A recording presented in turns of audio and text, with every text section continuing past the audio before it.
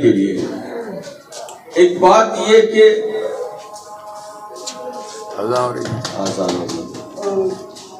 नीतीश कुमार साहब का ये जो अभी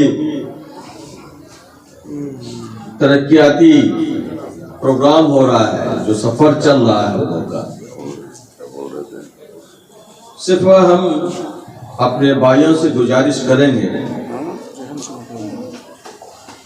कि जो दुख किसी और स्टेट में अगर कोई दिया है तो उससे बेहतर आला जो हमारे मुख्यमंत्री नीतीश कुमार है, इससे बेहतर कोई नहीं है। अगर कोई सताने का काम किया है तो उसका दुख नीतीश कुमार को नहीं झेलना चाहिए। आज मुसलमानों के लिए जो फलाह बखूदी का काम उन्होंने किया है, गिनती करने पर गिन नहीं सकेंगे, इतने काम उन्होंने किया है। चाहे बच्चों के लिए हो, चाहे बुजुर्गों के लिए हो, चाहे हमारा मस्जिद के लिए हो, चाहे हमारा कब्रिस्तान के लिए हो, चाहे मदरसे के लिए हो, उन्होंने पूरे बिहार के आवाम के लिए एक नजरिया रखने का काम किया। आज हमारे और मैं कलाम के अकाउंट में पैसा चला जाता है, कहीं उसको सोचने की जरूरत नहीं पड़ती। तो ये हालात आज के दौर में हम लोग का जो मसला जो हल हुआ है, ये सब बात सोचने की है। और आज हम लोग मुसलमानों के लिए संक्षेप में बताइए विकास का निकला मकसद, उद्देश्य क्या? इसका मकसद सिर्फ यही है अल्पसंख्यक विकास यात्रा का कि मुसलमान का तरक्की जो हुआ और आगे कैसे हो, इसी के लिए अल्पसंख्यक विकास यात्रा को मुख्यमंत्री नीतीश कुमार के आह्वान पे निकाला गया है। नाम बताइए अपना। मोहम्मद हसमत राही, जिला अध्यक्ष अल्पसंख्यक प्रकोष्ठ पूर्णिया। आपको पता होना चाहिए कि अभी 4 विधानसभा में उपचुनाव हुआ बिहार में, हुआ ना? तो 4 विधानसभा में उपचुनाव हुआ, जिसमें गया जिला का एक बेलागंज विधानसभा क्षेत्र भी था। और बेलागंज विधानसभा क्षेत्र में राजद का शासन था। राजद के लोग वहाँ 35 सालों से जीतते आ रहे थे। कितने सालों से? 35 सालों से। और वो 35 साल का किला ध्वस्त कर दिया मुसलमानों ने। 40 से 45% वोट हम लोग उस चुनाव में कैंप कर रहे थे वहाँ पर।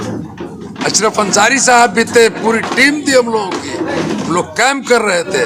और हम लोगों ने बहुत नज़दीक से जो बदलाव देखा है मुसलमानों के अंदर, वो कहने लायक नहीं है। जब हर कौम अपने फलाह की बात सोच रही है, जब हर लोग अपने भला की बात सोच रहे हैं कि हमारा कहाँ पर रहने से भला है और कहाँ पर रहने से नुकसान है, तो मुसलमान इसमें कब पीछे रहेगा भाई? और इसका जीता जागता उदाहरण है बेलागंज। 2 लोकल उम्मीदवार थे। आप पत्रकार हैं, सहाफ़ी हैं, आपसे रिक्वेस्ट होगा कि इन चीज़ों की जानकारी आप लोग रखिए। 2 उम्मीदवार थे मुसलमान और दोनों स्थानीय थे, दोनों बहुत मजबूत कहलाते थे उस विधानसभा क्षेत्र में। उन दोनों मुसलमानों को भी एक हैदराबादी बिरयानी के भी प्रोडक्ट थे वहाँ। एक मुस्लिम उम्मीदवार जो यहाँ आके घूमते हैं चांद छाप और फलना छाप लेकर करके, और एक दूसरा था किसका? राजद का। ना दूसरा मुसलमान किसका था? प्रशांत किशोर का, जनसुराज का। दोनों के दोनों मुसलमानों को छोड़ दिया मुसलमान ने, राजद को छोड़ दिया। 2025 में जो और किसको जिताया? जदयू की उम्मीदवार मनोरमा देवी को, जो नीतीश कुमार के उम्मीदवार थे। ये बदलता हुआ संकेत नहीं है, ये समझने के लिए काफी नहीं है कि बिहार का मुसलमान किस मूड में है। बिहार का मुसलमान आने वाले वक्त में क्या करेगा? इतना जब विकास कर रहे हैं अल्पसंख्यकों के लिए, तो फिर मुसलमानों के विश्वास क्यों नहीं होता? मुसलमानों के फिर विश्वास क्यों नहीं होता? फिर आप वहीं क्या वहीं जा रहे हैं? विश्वास कैसे नहीं बदल रहा है ना मुसलमान? आपको तो करंट उदाहरण दिया हमने, करंट उदाहरण हमने दिया कि आने वाले विधानसभा में क्या उम्मीद रखेंगे आप मुसलमान? 2025 में चुनाव होने आ रहा है, क्या आपकी सरकार पुनः आ रही है, बन रही है? उसमें कहीं संदेह है क्या? उसमें कहीं शक है? कहीं कोई इफ बट है? कहीं कोई इफ बट नहीं है। नेता नीतीश कुमार थे, हैं, और जब तक जीवित है अल्लाह ने उनको जिंदा रखा है, तब तक वो बिहार का नेतृत्व करेंगे। यह अकाट सत्य है, चूंकि बिहार की जनता, बिहार की आवाम तरक्की चाहती है, विकास चाहती है, अमन चाहती है, तहफ्फुज़ चाहती है और इंसाफ चाहती है, न्याय चाहती है। और ये सब पिछले 19 सालों में उसने देख लिया है। ठीक है सर। मैं मेजर इकबाल हैदर खान,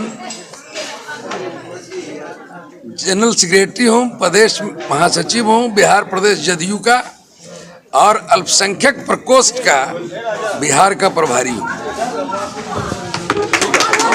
हाँ, आने वाला समय का नेता बताइए, आप संक्षेप में बताइए।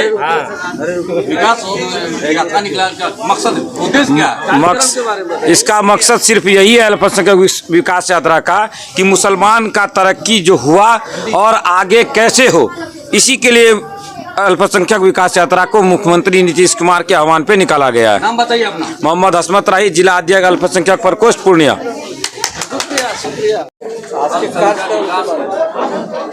यात्रा का मकसद क्या है?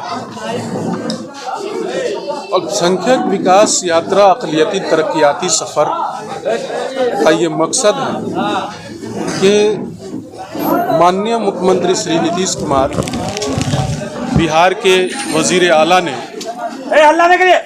वैसे तो सभी समाज के लिए उन्होंने काम किया है, अमन के साथ, इंसाफ के साथ अमन, तरक्की और तहफ्फुज़ दिया है, और जिस मात्रा में इस समाज के लिए काम किया है, हमारा समाज जज्बाती मुद्दों पे उलझ करके अपने वोट को जाया कर देता है। हम लोग उन लोगों से अपील करने आए हैं, निवेदन करने आए हैं, इल्तजा करने आए हैं कि आप लोग नीतीश कुमार आपके सच्चे हमदर्द हैं, उनके काम का आकलन कर लीजिए आप, और उन्होंने आपके सारे बुनियादी मसले हल किए। आपके बच्चों के शिक्षा का हो, स्वास्थ्य का हो, आपके कब्रिस्तानों का, आपके मदारिस का हो, आपके जज्बाती मुद्दों का हो, हर तरह के मामले में आपके साथ न्याय किया है। आपके खाने पीने का मसला हो, आपके पहनने ओढ़ने का मसला हो, आपके इबादतगाहों का मसला हो, हर तरह से आपका उन्होंने आपके अमन के साथ, इंसाफ के साथ अमन दिया है, तहफ्फुज़ दिया है, तरक्की के भरपूर मौके दिए हैं। उन्होंने आपके साथ इंसाफ किया है, आप भी नीतीश कुमार जी के साथ इंसाफ कीजिए और उनके हाथ को मजबूत कीजिए, ताकि बिहार यूं ही जिस तरह से एक बीमारू राज्य से विकास की पटरी पर दौड़ रहा है, आगे भी विकास की पटरी पर दौड़ता रहे और बिहार में अमन शांति रहे। आपकी पार्टी अल्पसंख्यकों की विकास की बात करती है, ये बताइए सर कि 12,000 उर्दू टीईटी वाले का मसला फंसा हुआ है, आज 10 साल से दर दर भटक रहा है। हमारी बहनें हैं, हमारे भाई हैं, और इस पर नीतीश कुमार जी कुछ नहीं बोल रहे, चुप्पी साधे हुए। इस पर नीतीश कुमार जी ने 28 लाख बच्चे स्कूल से बाहर थे, वो मुसलमानों के पसमानदा तबके के बच्चे थे और वो 28 लाख बच्चे बाहर थे। माननीय मुख्यमंत्री श्री नीतीश कुमार जी ने तालीमी मरकज़ के माध्यम से 10,000 टीचरों की बहाली की और उनमें सारे बच्चों को स्कूल से बाहर थे उनको समाज की मुख्य धारा में जोड़ा, और जिनको 7,000 8,000 रुपये सैलरी मिलती थी, आज उनको 22 से 25,000 के बीच में उसको तनख्वाह मिल रही है। उसमें कुछ टेक्निकल प्रॉब्लम हो सकती है, उन लोगों की जायज़ डिमांड है। बीच बीच में अभी देखिए कितने दिनों का रुका हुआ था ये उर्दू अनुवादक वाला मामला, अभी आप देखिए अभी उसकी बहाली हुई है।